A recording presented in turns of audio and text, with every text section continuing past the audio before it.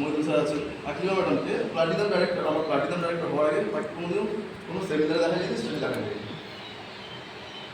তার মানে তিনিও বাধা দিতেন, ঠিক আছে, এসব কিছু হবে না।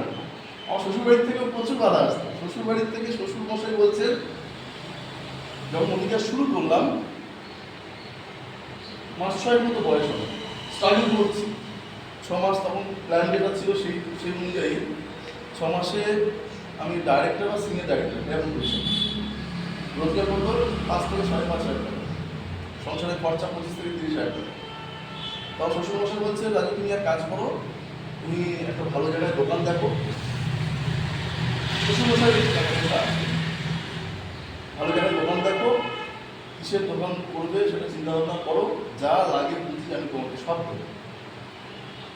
তুমি একটা জায়গায় বসে, কারণ তুমি যেটা করছো আমাদের ভবিষ্যৎ দেখতে পাচ্ছি, মোদি গিয়ারে কিন্তু ভবিষ্যৎ আমি দেখতে পাচ্ছি। আমি মনে মনে ভাবছি আপনি দেখতে পাবেন না, ঠিক আছে, কারণ এর মধ্যে কি আছে, কি মধু আছে তো আমি দেখেছি, ঠিক আছে।